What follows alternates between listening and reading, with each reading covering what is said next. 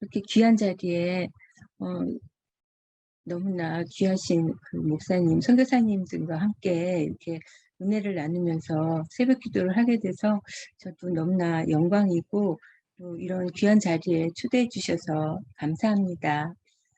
어 제가 이렇게 딱 제 뭐 어떤 어 저희 소개를 이렇게 성화 작가라고 딱 이렇게 붙이기가 어떤 면에서는 좀 송구스럽긴 하는데요.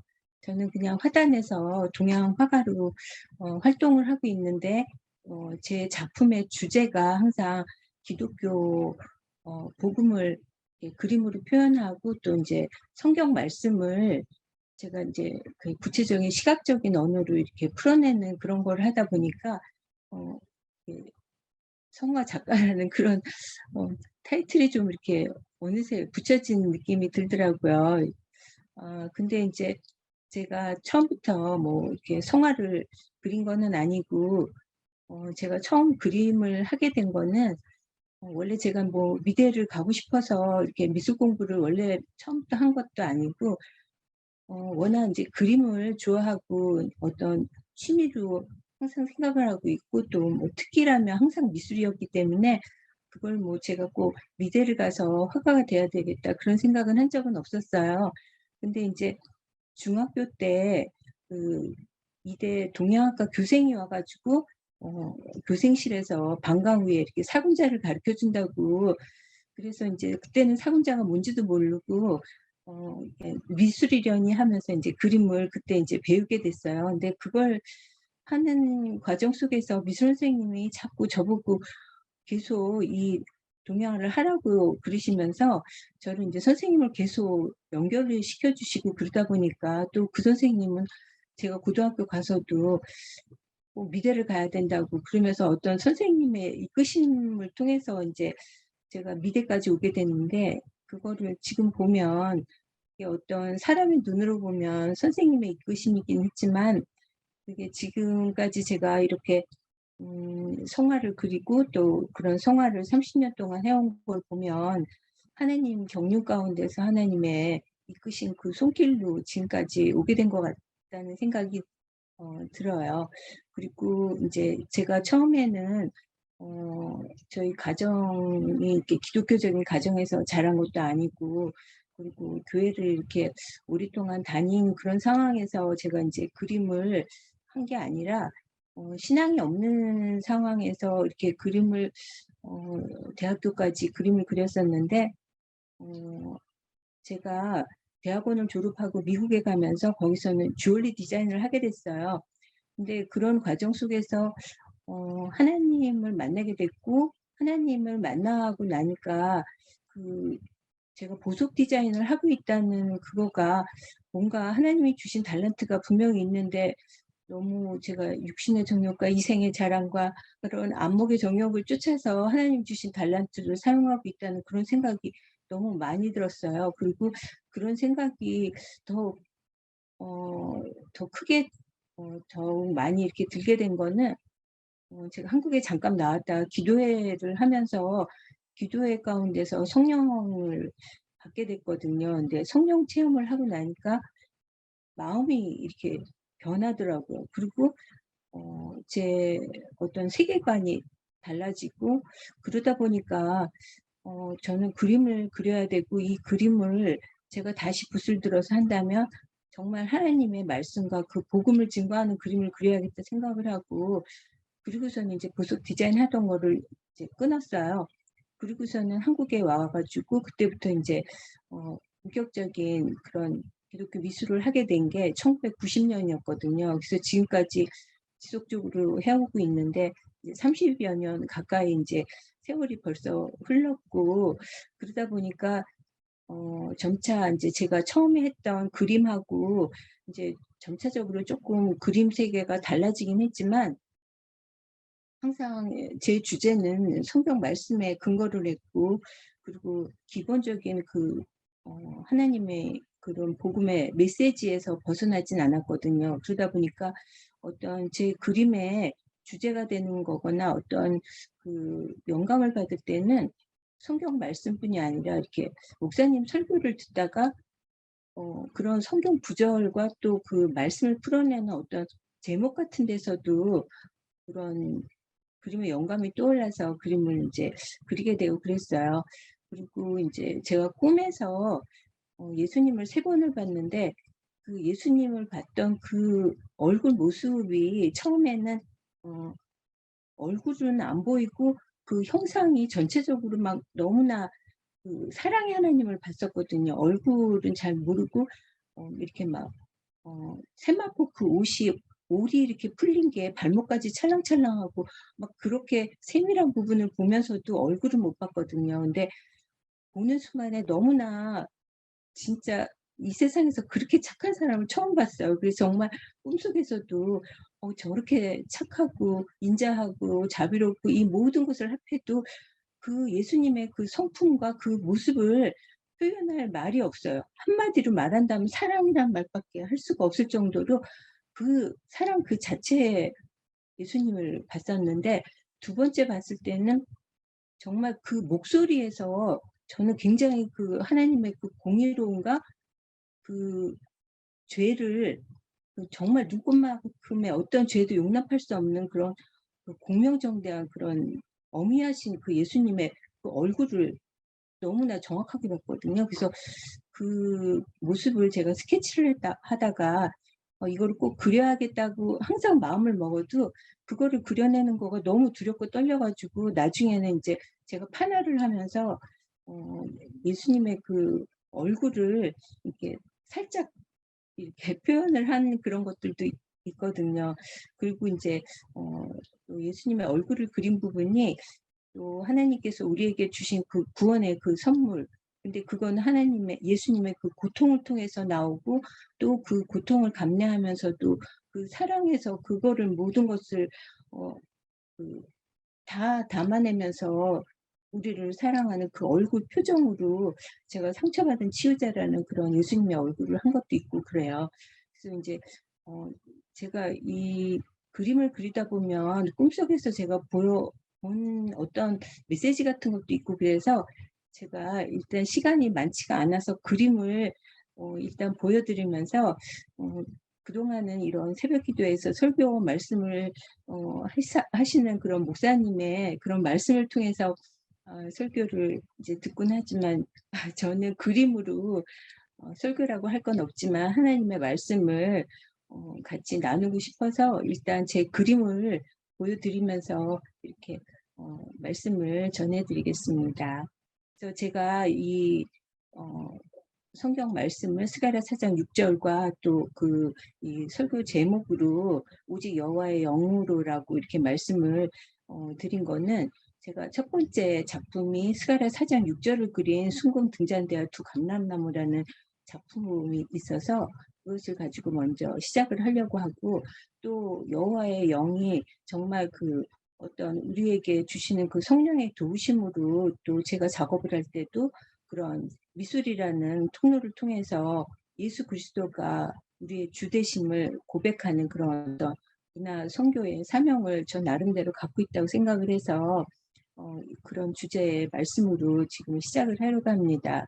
근데 사실 정말 이 모든 그림이나 또 목사님들이 하시는 사역도 마찬가지지만 이게 정말 내 재능과 내 힘과 능력으로 되는 게 아니라 정말 그 부사렐과 어 오홀리압에게 주신 그 하나님의 그 영이 충만하게 되어질 때, 그리고 하나님이 주시는 그 지혜와 그 총명과 그런 영감들이 저의 모든 그 작업하는 데 그 밑거름이기 때문에, 무엇보다도 하나님의 영이 정말 절실하고 항상 성령 충만함을 그 기도하면서 작업을 하고 있어요.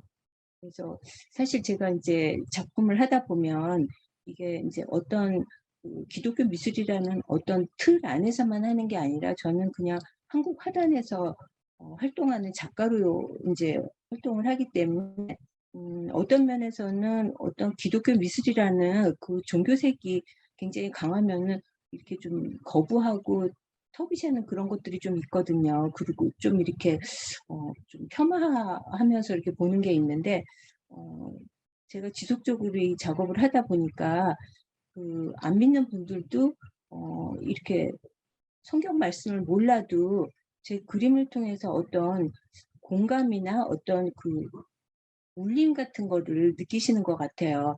그래서 저한테 이렇게 말씀을 이렇게 해 주시는 걸 보면 그래도 제가 어떤 종교라기 뭐하지만 어떤 기독교 미술이라는 그런 한정적인 틀을 벗어나서 하나의 그 예술로서 믿는 자나 안 믿는 자에게 다 이게 공감이 되고 소통이 되고 그리고 감동을 줄 수 있는 그런 그림이 되기를 원해서 이게 정말 어떤 복음 전도의 통로가 되는 그런 예술로 승화되는 걸 항상 기도하면서 작업을 하고 있습니다. 그래서 제가 인제 인사동이 보통 이제 한국 화단에서 가장 인제 중심되는 그런 갤러리들이 모여 있고 그리고 인제 어떤 화단의 중심이라고 생각할 수 있는 곳인데, 제가 개인전을 할 때도 인사동에서 항상 제가 전시 제목을 The Glory of God으로 이렇게 해서 정말 제 마음은 다윗의 물맷돌을 들고 세상으로 나가는 것처럼 만군의 여호와의 이름으로 어 나가면서 이 세상에 굉장히 혼탁하고 정말 하나님이 창조하신 그 진선미의 아름다움이 요새는 굉장히 어 그 미의 기준이 너무 이렇게 그 어떤 그 정체성을 잃어가면서 정말 그 포스트 모더니즘의 그런 영향 때문인지 정말 이 굉장히 추악하고 무조건 새로우면 좋은 건 아닌데 굉장히 이상한 방향으로 흐르면서 이렇게 좀 타락하는 거를 굉장히 보게 돼요. 그래서 어떤 그림들은 들어가면 이렇게 보면은 막 토할 것 같고 역겨운 것들도 굉장히 많은데, 그게 정말 뭐 어떤 현대미술이라는 그런 미명화에 그런 미를 강요하는 듯한 느낌도 막 들거든요. 근데 저는 이런 하나님의 말씀으로 그리는 이런 그림으로 어떤 조그만 화단 안에서라도 이런 세상 미술을 정화할 수 있는 그런 도구가 되었으면 하고, 또 제 그림을 보는 분들이 어 하나님을 만날 수 있는 어떤 그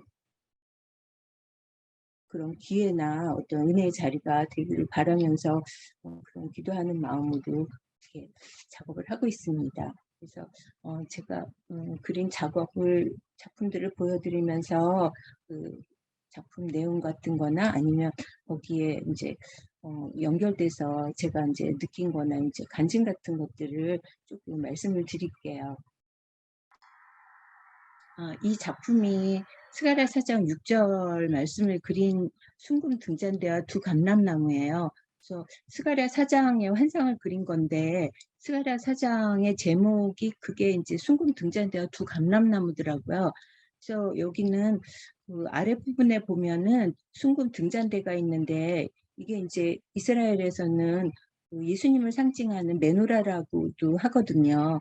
근데 인제 이 일곱 촛대에 이 순금 등잔대는 교회를 상징을 하거든요. 그리고 이제 두 감람나무는 이 날개 이 양쪽에 좌우에 있는 이 감람나무가 있는데요. 이거는 이제 가까이서 보면 올리브 열매도 많이 맺혀 있어요. 근데 이 두 감람나무가 의미하는 거는 기름 부음을 받은 자고, 또 인제 마지막 때에 두 증인의 역할을 하는 그런 하나님의 사명을 맡은 자거든요.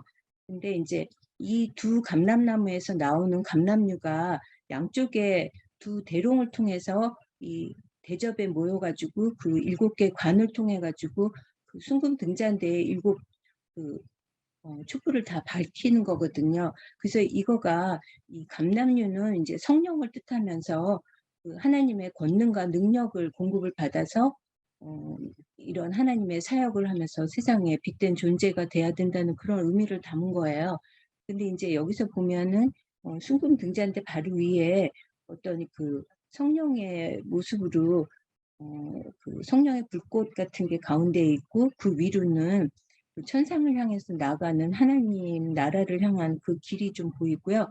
양쪽으로는 이렇게 빛으로 나타난 천사의 모습이 보여요. 그래서 인제 이런 순금 등잔대에서 항상 하나님께서 말씀하시는 거는 이 교회가 정말 이 혼탁한 세상 속에서 빛된 존재가 되라는 거고, 또 이 스가랴 4장 6절에서 말씀하는 것도 어 여호와께서 말씀하신 게 이런 힘으로 되지 않고 능력으로 되지 아니하고 오직 나의 영으로 된다는 건 항상 하나님을 의지하고 성령의 공급을 받아야지만 되는데, 이 순금 등잔대가 그 성막 속에 보면은 거기에 성소에 있거든요. 근데 이제 제사장들이 해야 되는 가장 중요한 또 임무가 이 성소의 순금 등잔대의 그 불이, 그 불꽃이 꺼지지 않게 항상 불 관리를 잘해야 돼요. 그러면 이 기름이 떨어지지 않게 그 기름 공급을 항상 잘 해야 되는 것처럼, 우리가 신앙생활을 하고 이런 사역을 할 때도 성령이 소멸되지 않고 성령 충만함을 항상 공급받으면서 해야 된다는 그런 의미를 담았습니다. 이 작품은 언약 오순절이 제목이에요. 제가 이거를 하게 된 거는 오순절하면 교회에서는 성령 강림절을 말을 하는데, 사실 그 여호와의 7 절기가 있는데 그중에서도 가장 중요한 세 절기가 유월절, 오순절, 초막절 그렇거든요. 그래서 제가 여호와의 절기를 부르고 싶어서 유월절부터 시작하려다가 초막절 기간 때 제가 인제 오순절 기간 때 이 오순절에 작품을 구상을 하면서 하게 됐어요. 근데 이거는 어 중앙에 보면 십계명 두 돌판이 있거든요. 근데 이거는 음 구약에서 하나님께서 인제 이스라엘 백성을 대표해서 모세를 불러서 시내산에서 돌판에다가 하나님의 그 손가락으로 직접 십계명을 써 가지고 이스라엘 백성과 그 언약을 세우셨거든요. 근데 그 모세가 십계명을 받고 시내산에서 이렇게 내려올 때 이스라엘 백성들은 그곳에서 금송아지를 만들어서 우상 숭배를 하다가 3천 명이 죽임을 당했거든요. 근데 인제 이 구약에서의 옛 계명과 더불어서 또 신약에서의 그 새 계명이 있는데, 그거는 마가의 다락방에 임했던 그 강하고 급한 바람, 그 성령이 임한 그거거든요. 근데 이 그림에서 보면 제일 아랫부분에 그 어떤 그 바람같이 이렇게 소용돌이치는 그게 이제 강하고 급한 바람을 제가 어떤 동양화의 선묘적인 그런 표현으로 인제 한 거예요. 그래서 그 가운데에 있는 기둥 2개는 야긴과 보아스의 그런 기둥이고, 그리고 이제 그 옆에 초록색 기둥으로 돼 있는 그거는요, 그 마가의 다락방 사진을 보니까 이 기둥에서부터 천장까지 이렇게 이어지는 그 쉐입이 인제 저런 모양으로 갈라지더라고요. 그래서 제가 우리의 왕 대신 예수님을 생각하면서 왕관 모양으로 그 마가의 다락방에 기둥을 연결을 시켰거든요.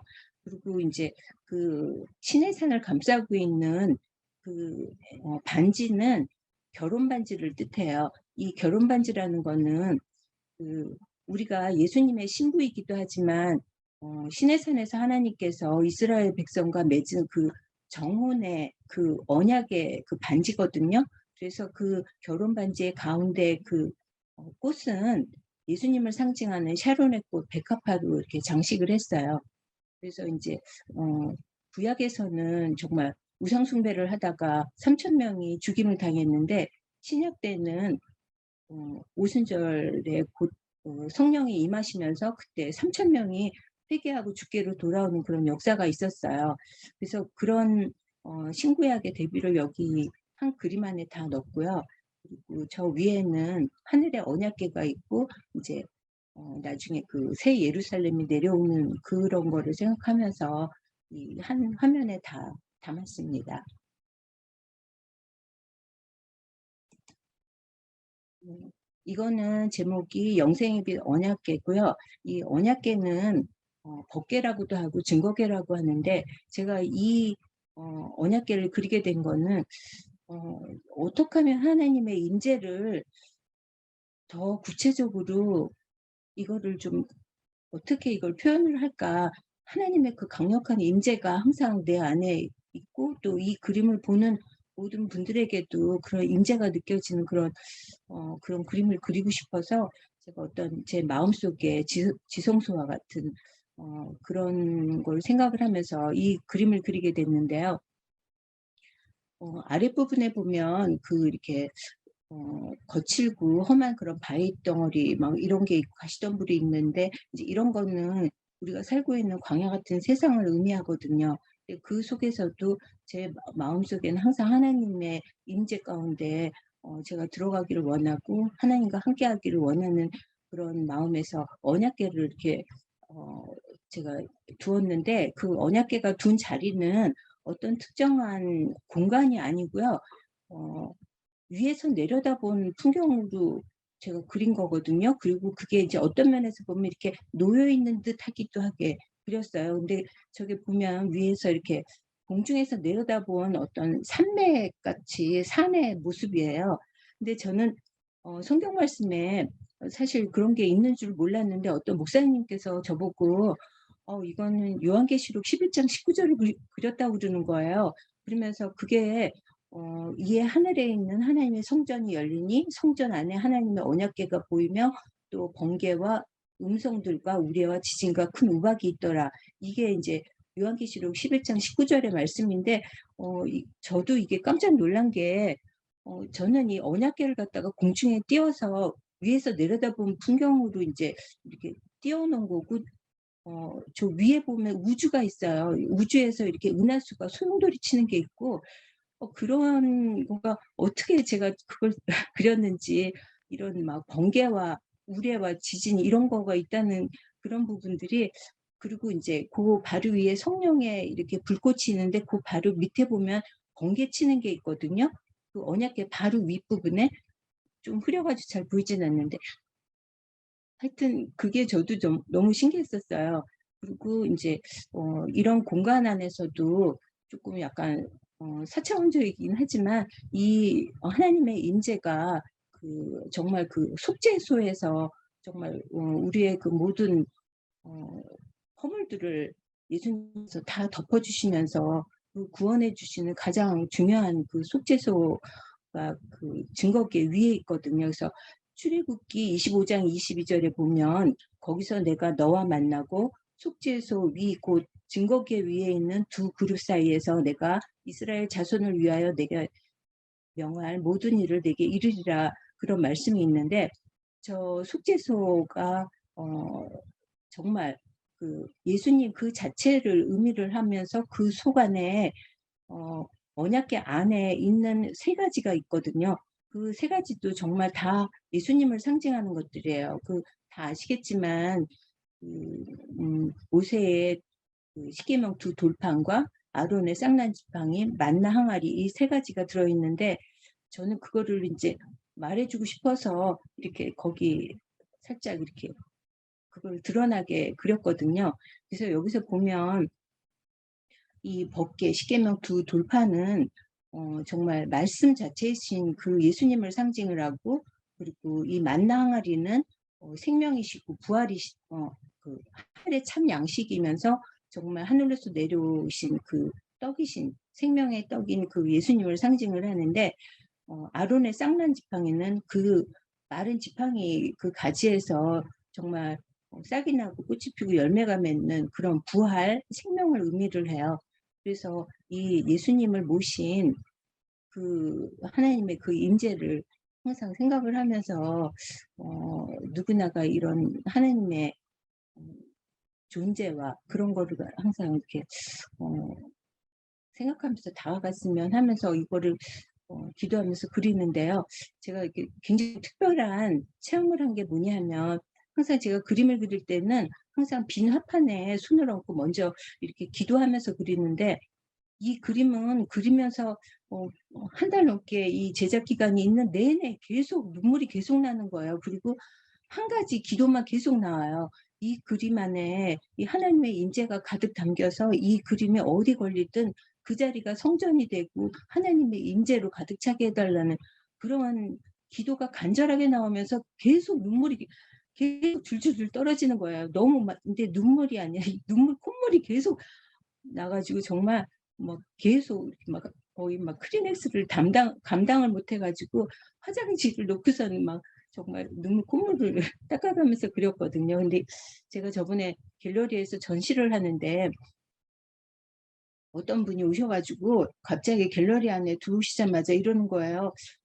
이 안에 하나님의 인재가 너무 가득 차 있다고 이러면서 하나님이 지금 무슨 말씀하시는데 어떻게 이런 말씀을 하시나 이러면서 뭐라고 그러시냐면 세상의 모든 작가는 물감을 물로 개어서 그림을 그리는데 이 딸은 물감을 눈물로 개어서 그림을 그렸다 이러셨대요. 그래서 저는 너무 놀란 게 정말 이 그림을 그릴 때 제가 계속 눈물을 너무 많이 흘리고 정말 그러면서 그렸는데 어머 하나님이 이걸 다 보고 계셨네 하고 진짜 좀 놀랐거든요. 그리고 또 하나 에피소드는 뭐냐면은 이거를 전시하고 있는 동안에 어떤 목사님이 오셨어요. 근데 그때가 이 전시가 끝나는 마지막 토요일이었거든요. 4월 달이었는데. 근데 그 목사님이 오셔가지고 갑자기 너무나 인사동을 가고 싶어서 그냥 무작정 걸으셨대요. 근데 갑자기 걷다가 고개를 돌려서 보니까 그 창문을 통해서 이 언약궤를 봤다고 놀래서 들어오셨다고 그러면서 그 교회에서 4월 한 달 동안 그 세미나를 했는데 그 세미나 주제가 언약궤였대요. 그리고 이 목사님이 이 갤러리에 오신 날이 그 언약궤 세미나가 끝나는 날이었다고 그러면서 여기 와서 정말 이 언약궤 결론을 보고 간다고 그러시더라고요. 그래서 그것도 좀 굉장히 좀 신기했던 경험이었습니다. 이 작품은 영생의 빛 야긴과 보아스예요. 근데 이 작품은 지금 현재 그 하버드 대학교 신학대학에 걸려 있고요. 이거는 이제 한지에다가 수묵 단체로 이제 한 건데 그 미국의 교수님들이 어떻게 한지에다 이런 작품을 한 거를 처음 봐서 그런지 이 재료기법 같은데 굉장히 관심이 많고 그리고 이제 이런 표현 방법에 대해서 굉장히 막 이렇게 호응을 많이 하시더라고요. 이 작품은 제가 이제 하나님의 임재 저는 이렇게 구름 속에서 빛 가운데 이렇게 하나님의 임재의 빛과 그 은혜의 빛이 나오는 거를 표현을 한 건데요. 이 성전을 하나님께서는 인간이 물론 이거를 성전을 세우고 그리긴 하지만 이 야긴과 보아스라는 이거 자체가 어떤 뜻이 있냐면 야긴은 그가 세운다, 보아스는 그에게 능력이 있다 그런 뜻이거든요. 그래서 이게 열왕기상 7장 21절에 보면 그 두 기둥을 성전 앞에 세웠으니 왼쪽에 하나요 오른쪽에 하나 아니라 그리고 오른쪽 것은 야긴이라 부르고 왼쪽 것은 보아스라 불렀더라 이렇게 이제 말씀하신 게 있거든요. 그래서 이거는 하나님께서 성전을 친히 세우시고 그 성전과 다윗의 왕조를 당신의 권능으로 지키신다는 그런 의미거든요.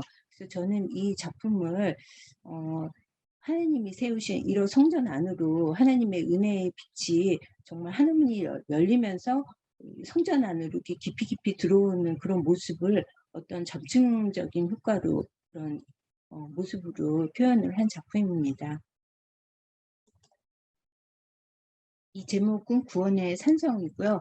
이건 한마디로 철로 역정 같은 그런 작품이라고 할 수 있는 게요. 그 앞에 있는 그 막 험한 바위하고 이렇게 가시덤불 이런 거는 우리가 살고 있는 광야 같은 세상 속에서 십자가의 도를 향해서 그 십자가의 길을 가는 과정을 표현을 한 거예요. 그래서 그 야긴과 보아스와 같은 그런 믿음의 기둥처럼 우리가 믿음을 든든히 붙잡고 나아갈 때 양쪽에 이렇게 소용돌이치는 그런 바람 같은 모습은 성령의 바람을 의미한 거예요. 그래서 성령의 인도하심을 따라 예수님의 그 제자로서 정말 그 우리의 믿음의 선진을 따라서 나아가는 그런 걸 형상화한 것입니다. 이 제목은 부활의 주님인데요. 부활하신 예수님께서 지금 먼 그 정말 하나님 우편에 앉아 계신 그 천상에 계시긴 하지만 항상 우리와 함께 하시고 우리가 그 하나님의 말씀과 그 예수님의 그 도를 따라서 정말 그 계명을 지켜가면서 나아갈 때 그 층계를 이런 계단을 어떤 성화의 과정을 의미를 하면서 어떤 좁은 길을 가는 그런 그 우리의 신앙의 여정 같은 거를 표현을 한 것입니다. 이 작품은 광야의 숨결이라는 것인데요. 이거는 성부, 성자, 성령 삼위일체 하나님을 하나에 다 담았다고 할 수가 있는 게요. 그 중앙에 있는 하늘 위에는 하나님의 임재를 나타내는 그런 이렇게 그 하나님의 영광의 빛이 이렇게 내려오고 있고, 중앙에 아치형으로 되어 있는 부분은 그 가시덤불과 그 떨기나무에서 이렇게 불꽃 가운데에서 모세를 부르신 그 하나님의 임재뿐이 아니라 그 가시면류관을 상징을 하면서 그 예수님의 그런 어떤 고난을 그 안에 담았어요. 그리고 양쪽에 이렇게 대각선 방향으로 이렇게 뻗어나가는 그런 선묘의 모습은 그 성령의 충만함으로 성령의 이렇게 바람과 그 성령의 그런 에너지가 이렇게 펼쳐나가는 그런 모습으로 표현한 작품입니다. 이 작품은 버닝 부시인데요. 이거는 이제 그 떨기나무에서 모세를 부르셨던 그런 하나님의 임재도 있지만, 이거는 제가 그 어떤 위로를 주는 어떤 그림이라고 할 수가 있는 게, 이거는 그 이사야 43장 2절을 그린 거거든요. 내가 물 가운데로 지날 때 내가 함께 할 것이라. 강을 건널 때에 물이 너를 침몰치 못할 것이며, 내가 물 가운데로 행할 때에 불 가운데로 행할 때에 타지도 아니할 것이요 불꽃이 너를 살지도 못하리니 라는 그 이제 말씀을 생각하면서 한 건데, 이거 전시를 하고 있는데 저희 교회 전도사님이 이걸 보시더니 갑자기 이렇게 눈물을 막 흘리시는 거예요. 그러면서 자신은 정말 이렇게 그림으로 위로를 받는다는 걸 처음 느낀대요. 그러면서 저 아래에 있는 부분이 자신의 모습이고, 그거를 하나님이 큰 날개를 자기를 이렇게 품어주시면서 안아주시면서 위로해 주시는 거를 막 너무 그런 게 막 와닿는다고 그런 말씀을 하시더라고요. 근데 저도 이제 그런 생각을 하면서 그린 건데, 그런 동일한 그 느낌을 받은 그거가 저는 정말 피드백이 되면서 너무 감사했어요. 이 작품은 제가 그 사랑의 교회에서 그때 재작년인가 그때 헌당 예배 기념으로, 아니 헌당 기념으로 저를 이렇게 초대해 주셔가지고 개인전을 했었거든요. 근데 그때 오정혜 목사님께서 오셔서 이 작품에 굉장히 관심을 많이 가지시고, 또 저는 그 오정혜 목사님을 뵙기 전에 교회에서 너무 이제 많은 거를 많이 도와주시고 저한테 많이 베풀어 주셔서 감사의 마음으로 제가 어떤 작품을 하나 드리고 싶었거든요. 그래서 사랑의 교회는 어떤 작품이 어울릴까 하고 생각하면서 이 작품을 생각했었거든요. 그랬는데 그 오정혜 목사님이 이 작품에 대해서 제작 기간이 얼마가 들었는지, 이게 몇 호짜리인지 막 이렇게 꼬치꼬치 물어보시면서 한참 동안 이제 여기에서 이렇게 머물러 계시더라고요. 그래서 제가 이제 이 작품을 사랑의 교회에 들여가지고 지금 거기에 소장되어 있습니다. 이 작품은 시온의 영광이라는 작품이고요. 이거는 그러니까 제가 동양화를 하다 보니까 그 동양화에서는 뭐 무릉도원 막 이런 걸 그리긴 하는데, 저는 이제 시온산을 생각하면서 그렸어요. 그래서 이제 저 큰 날개가 이렇게 좌우 가로로 이렇게 펼쳐져 있는 거는 이 세상 주관자이면서 이 세상을 창조하신 창조주 하나님의 그 주권적인 그런 모습을 담았거든요. 그리고 그 하나님께서 이 세상을 다스리시고 친히 인도하시는 그러한 통치자의 그런 모습으로 표현을 한 거고, 가운데에 있는 저 두 기둥으로 있는 아치로 이어진 저 문은 어떤 그 믿음의 문 안으로 들어갔을 때 예수 그리스도를 만나고, 또 그거는 예수님 자체가 정말 그 죄와 사망을 이기신 승리하신 분이기 때문에 이기는 자, 그 승리의 개선문의 그런 느낌으로 표현을 한 것입니다. 이 작품은 상처받은 치유자라는 그 제목인데요. 이거는 이사야 53장 5절 말씀을 그린 거예요. 그래서 이제 이 가시덤불, 이런 가시나무, 떨기나무 이런 걸로 그 가지들만 조합을 해가지고 이렇게 우리의 죄와 허물을 다 구원해 주시기 위해서 이런 거를 다 사하해 주시고 정말 그 고통 가운데서도 오직 우리를 사랑하시는 그 마음으로 이 고통을 다 감내하시면서 이기시는 그 예수님의 그 얼굴의 모습 속에서 고통으로 끝나는 게 아니라 큰 사랑으로 이 승화된 그런 모습과 그 안에 떨기나무의 불꽃 가운데 임재하시는 하나님의 임재도 같이 담았습니다. 상처 입은 그 치유자는 아무래도 예수님의 그 고난의 모습들이 어떤 면에서는 정말 피 흘리고 찢기고 막 너무 고통스러워 보기에도 좀 그렇지만은 이 작품은 가까이서 보면은 입이나 코나 막 이런 데서 정말로 찢기고 상처 입은 그런 것들이 가지로 인해서 그 표현들이 조금 됐거든요. 그래서 이 작품 속에서는 그 고통도 고통이지만 그 고통을 더 넘어서는 하나님의 그 크신 그 사랑을 좀 더 생각하면서 했던 작품입니다. 이 작품은 제목이 엘림의 축복이고 지금 제가 있는 바로 뒷 배경의 그림인데요. 이 엘림은 출애굽기에 이제 보면은 그 이스라엘 백성이 정말 그 출애굽해서 광야길을 가다가 그 마른 땅 가운데서 종려나무 70주하고 70주하고 12샘물을 만난 곳이거든요. 그런 오아시스가 갑자기 이제 눈앞에 펼쳐지고 그거가 이제 하나님이 예비하신 어떤 우리가 이런 광야 같은 삶을 사는 과정 속에서도 하나님이 예비하신 그런 그 영적인 오아시스, 물적인 오아시스가 있다는 어떤 소망의 메시지를 담고 있고요. 하늘로부터 하나님의 그 영이 어떤 축복처럼 이렇게 내려오는 모습을 구름으로 이렇게 새의 이미지로 그렸습니다. 이거는 베델이거든요. 그래서 이 작품은 제가 이제 어떤 그 돌기둥의 이미지를 좀 극대화하려고 제가 동양화로 한 거긴 하지만 이거를 이제 입체적인 오브제처럼 만들었어요. 이렇게 두께감을 주고 그리고 이제 마테리얼도 이제 많이 거칠게 넣어서 이렇게 바위 이미지를 이제 했던 작품인데요.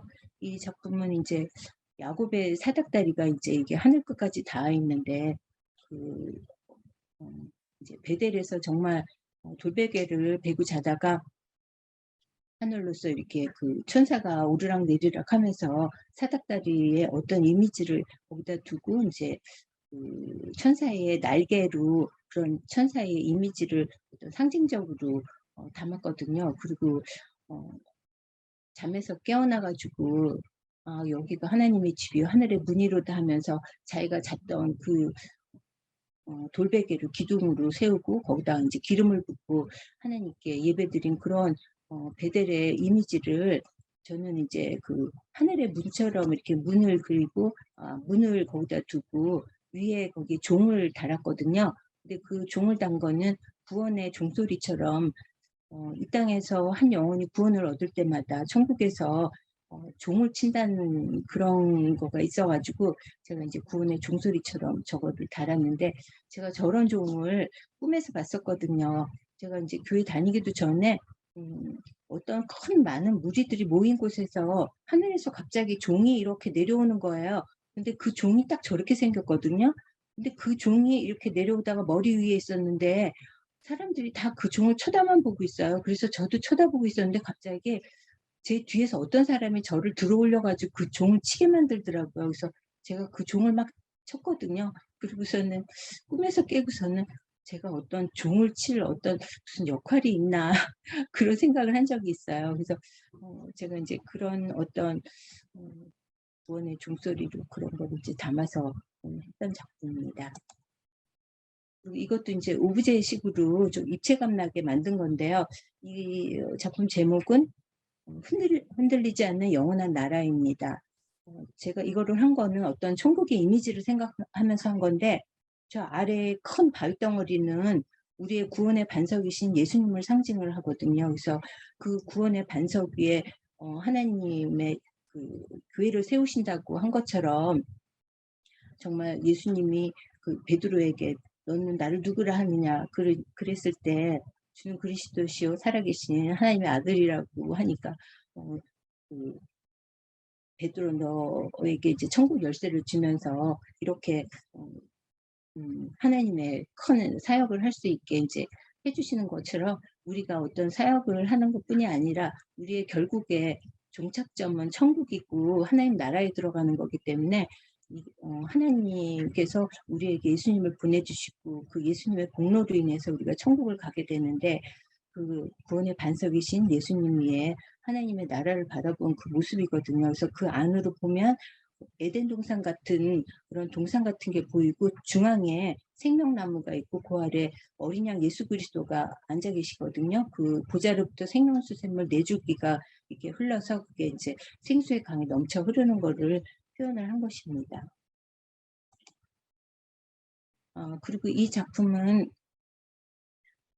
제가 시편 23편을 오랫동안 이제 그 양을 그리면서 하나님께서 우리에게 예수님이 선한 목자로서 친히 기르시는 백성인 양의 모습을 제가 그동안 많이 그렸었는데 제가 이때는 지금까지 보여드렸던 그런 작품을 하기 바로 전에 어떤 과도기적 작품이거든요. 그래서 이때는 예수님을 어린 양 예수 그리스도를 표현을 했어요. 그러다 보니까 예수님의 어떤 정좌를 정면을 바라보는 모습으로 이거를 하게 됐는데 이 작품은 생명나무가 있고 그 아래 어린 양 예수 그리스도가 앉아 계신데 그 생명수 샘물 내주기가 보좌로부터 이렇게 흘러나오는 것을 이제 표현한 것입니다. 그래서 이 생명나무가 예수님 자체를 의미하기도 하고 이 에덴 동산에서 이 에덴의 그 중심부터 이렇게 생명수 샘물 내주기가 흘러나가는 그 강이 비손강, 기온강, 기겔강, 유브라데강 이렇게 4가지가 있거든요. 근데 그 각각의 의미하는 게 비손강은 생명의 강으로서 이렇게 흘러넘치다라는 뜻이 있고 기온강은 소송의 강이라는 뜻으로 이렇게 솟아오르는 그런 의미가 있어요. 그리고 히데겔강은 어떤 치료의 강으로서 어떤 이렇게 도도히 흐르는 그런 강을 의미를 하고 유브라데 강은 그리스도와의 어떤 연합의 강을 뜻한다고 하더라고요. 그래서 유브라데는 큰 강, 그걸 의미를 하는데 이 네 갈래로 이렇게 나가는 이 생명의 근원이 되는 이 강을 여기 이제 표현을 했고 그 생수의 강이 넘쳐 흘러서 지상을 적시면서 이렇게 천상으로 하늘문이 열리는 것을 표현한 것입니다. 근데 이제 제가 이거를 전시를 하고 있을 때 어떤 모녀가 아주 굉장히 늦은 시간에 막 헐레벌떡 오시더라고요. 그러면서 그림을 보다가 갑자기 그 따님이 이 그림 앞에서 갑자기 서가지고는 눈물을 막 흘리면서 막 소름이 끼친다고 막 이러는 거예요. 그래서 제가 이 그림이 뭐가 소름이 끼치게 있나 했는데 어머니가 뭐라고 하시냐면 그 모녀가 지금 성가대 그러니까 따님은 반주자고 그 어머니는 성가대 지휘자라고 그러시더라고요. 근데 원래가 이제 큰 교회, 순복음교회에서 이제 뭐 이렇게 지휘를 하셨었나 봐요. 근데 하나님께서 작은 개척교회 섬기라고 그래서 지금은 조그만 교회에서 그 지휘하고 이제 반주하고 그러신다고 그러는데 얘가 그 같이 왔던 그 따님이 30대 정도로 보였는데 6살 때 굉장히 막 큰 교통사고를 당했대요. 그래서 이 딸이 완전히 그냥 너무너무 막 거의 죽음에 이르기까지 크게 다치고 이렇게 눈동자가 뒤집혀져 가지고 흰자만 남고 눈동자가 이렇게 다 넘어갔대요. 근데 그 병원에서는 의사 선생님이 이거는 수술로도 못 고친다고 눈을 되돌릴 수 없다고. 근데 이제 막 너무 막 이렇게 너무 심하게 다쳐가지고 수술실에 일단은 들어가고 모든 가족들은 다 이제 죽었다고 하면 다 울고불고 그랬는데 그 수술하는 동안에 얘가 천국을 갔었대요. 그리고 거기서 예수님을 만났는데 예수님을 만난 그 자리가 딱 이 자리였다고 그러는 거예요. 그러면서 생명나무가 정말 이렇게 똑같이 이렇게 생기고 그 생명나무 아래에 저 어린 양이 앉아있는 그 자리에 예수님이 앉아 계셨고 그 초록색 풀밭에 예수님 그 가운데 예수님이 앉아 계시고 삥 둘러가지고 자기 같은 여자애들이 이렇게 앉아 있고 남자애들은 그 뒤에서 막 뛰어다녔다고 그러는 거예요. 하늘은 파랗고. 그러면서 막 그때 그 기억이 갑자기 나가지고 소리를 막 돋는다고 막 이러면서 이렇게 생겼어요. 이렇게 생겼어요. 계속 막 이러는 거예요. 그래서 저는 그 말을 듣고 진짜 너무 저도 놀랐고, 저는 제 상상으로 그렸다고 생각을 했는데 이게 내 그림이 아니구나 하는 생각이 들었어요. 그래서 그 어머니가 뭐라 그러냐면, 얘가 이 예수님을 만나면서 이 수술도 다 완전히 성공적이 돼서 뭐 흉터 하나도 없더라고요. 그래서 그때까지는 자기가 혼자서 그 가정에서 혼자만 이렇게 교회를 왔다 갔다 하기만 했지 신앙도 없었는데, 얘를 통해서 온 가족이 다 구원을 얻고 정말 거듭났다고 그러더라고요. 그런 에피소드가 있었어요. 그리고 이제 이 작품은 생명나무 어린 양이거든요. 근데 이 작품은 조금 전에 했던 그 작품을 생명나무를 그리다가 이 작품을 하게 된 건데요. 그 연작으로 이걸 하게 된 게 뭐냐면, 생명나무를 그리다 보니까 갑자기 포도나무하고 버드나무가 생각이 나서 이 작품을 하게 된 건데, 이 포도나무하고 버드나무를 그린 이유는 제가 성령 체험을 하고 그날 밤에 꿈을 꿨는데, 꿈에 제가 어떤 그림을 그렸더라고요. 근데 가로로 길다란 이런 캔버스에다 그림을 그렸는데 나무만 두 그루를 그렸어요. 오른쪽에는 포도나무, 왼쪽에는 버드나무를 그리고 하늘은 파랗고. 그래가지고 그림이 너무 재미가 없고 너무 단조로워가지고 그림이 너무 심심하네 하고서 이렇게 하고 있는데, 갑자기 제 오른쪽 요 뒤에서 어떤 음성이, 이렇게 남자 음성이 지나가는데, 성령의 열매 포도나무 하면서 이렇게 소리가 지나가는 거예요. 근데 그리고 꿈에서 깼는데 성령의 열매 포도나무 그러면 내가 성령을 받아서 성령의 열매 포도나무라고 그랬나? 근데 포도나무는 그런데 버드나무는 왜 그랬지? 이제 그게 좀 궁금했어요. 이제 그러고서는 다시 이제 미국으로 갔는데, 몇 달 있다가 한 두세 달도 안 됐던 것 같은데 서점에서 무슨 책을 샀는데, 그 책이 천국의 비밀인가 하는 그런 책이었던 것 같은데요. 책을 읽다가 너무 깜짝 놀란 게, 책의 중간 정도 페이지에 뭐가 있었냐면, 그 성경에 나오는 나무들이 여러 개가 많은데 그 나무마다 뜻하는 의미가 다 있대요. 그러면서 뭐 종려나무는 뭐고 무슨 나무는 뭐고 이렇게 쫙 있는데 중간 정도에 포도나무, 버드나무가 있는 거예요. 근데 이 포도나무는 구원받은 이스라엘 백성을 뜻하는 나무고, 이 버드나무는 구원받은 이방인을 뜻하는 나무래요. 그래서 꿈의 몽이 딱 된 거예요. 정말 저는 이스라엘 백성도 아니고 이방인인데 그런 저를 정말 하나님이 정말 살려주시고 구원해 주셨구나 하는 그런 생각이 너무 들어서, 정말 구원의 확신이 더 이렇게 확실하게 더 들었어요. 그래서 제가 이거를 작품으로 해야겠다 하다가, 꿈에서 본 그 그림은 좀 너무 단조로워가지고 그냥 잊어버리고 있다가 생명나무를 그리는데 갑자기 이 두 나무가 생각이 나서 이렇게 그리게 됐어요. 그래서 오른쪽에 포도나무, 왼쪽에 버드나무를, 가운데 생명나무 예수님을 모신 상태에서 오른쪽에 이스라엘 백성, 왼쪽에는 그 이방인. 그래서 예수님께서 정말 그 사랑하는 그 택하신 이스라엘 백성뿐만 아니라 온 열방의 온 백성, 온 나라, 온 열방의 이방인들까지도 다 이렇게 구원하시려고 이 세상 가운데로 걸어오시는 어린 양 예수 그리스도를 이제 그린 거거든요.